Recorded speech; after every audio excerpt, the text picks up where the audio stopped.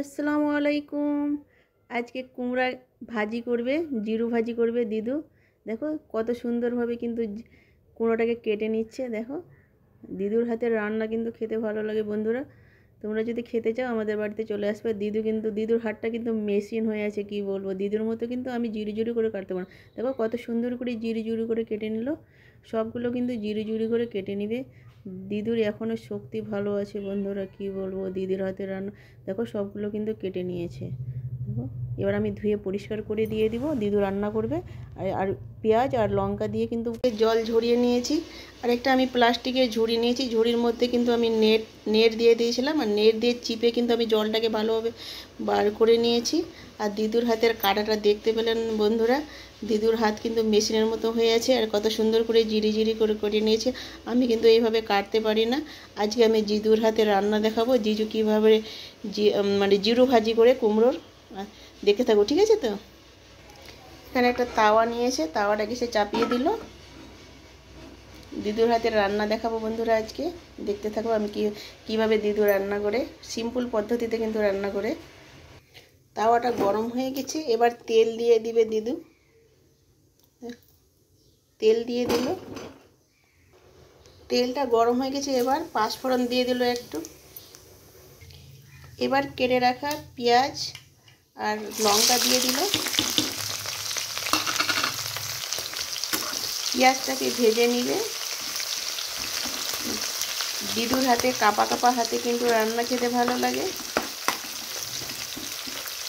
আমরা দিদু বলি, দিদুকে দাদি বলে, কেউ দাদি বলে, কেউ দিদু বলে, কেউ নানি বলতে পারো। নানিটা আলাদা হলো, ওটা মায়ের আম্মাকে নানি বলে, আর বাবার আম্মাকে দাদি বলে, দিদু বলে, আমরা দিদু বলি। এবার ভেজে নিচ্ছে, ভাজা হয়ে গেছে। এবার হলুদ দিয়ে দিল,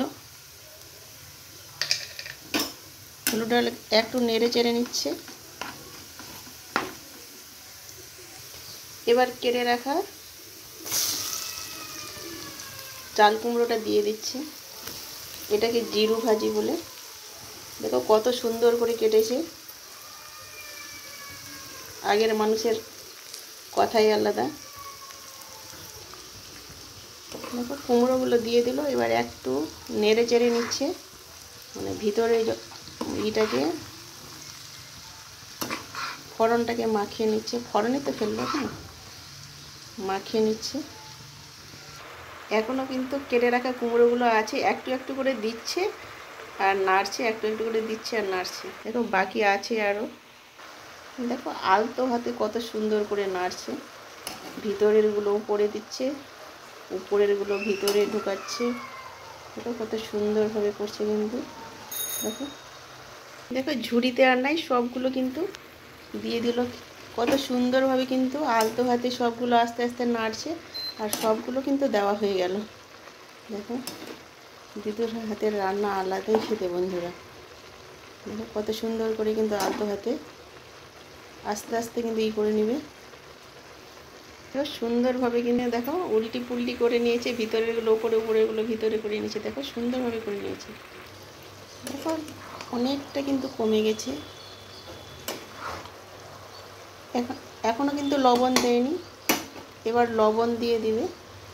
কারণ যে তখন লবণ দিয়েছিল না। কুমড়োগুলো সবগুলো দেওয়ার পর একটু গলে গেল, তারপরে কিন্তু লবণটা দিল।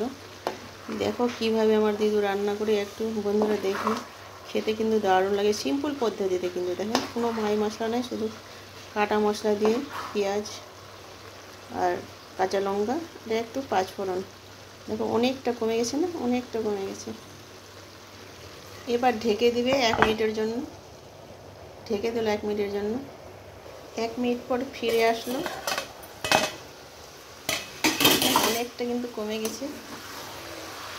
একটু নেড়ে চেড়ে দিচ্ছে দিদি। হয়নি এখনও ভাজিটা। ভাজিটা যখন হবে তখন একটু তেল ভাব চলে আসবে, তখন ভাজিটা হয়ে যাবে। আর 1 মিনিটের জন্য ঢেকে দিল। আবার 1 মিনিট পর ফিরে আসলাম। দেখো তেল চলে এসছে কিন্তু নিচে, দেখেন এই যে তেল চলে এসছে। ভাজিটা কিন্তু হয়ে গেছে, গ্যাসটাকে বন্ধ করে দিব। এখানে প্লেট নিয়েছি, প্লেটে ঢেলে নেব ভাজিটা। দেখো প্লেটে আমি তুলে নিলাম। দারুণ হয়েছে না ভাজিটা বন্ধুরা? দেখেন, দিদার হাতে রান্না দারুণ লাগে খেতে, কিন্তু মুড়িতে খেতে আরও ভালো লাগে, ভাত দিয়েও খেতে আরও ভালো লাগে। মুড়ি দিয়ে আমাকে কিন্তু বেশি ভালো লাগে। এখানে ভিডিওটা শেষ করলাম। আল্লাহ হাফেজ।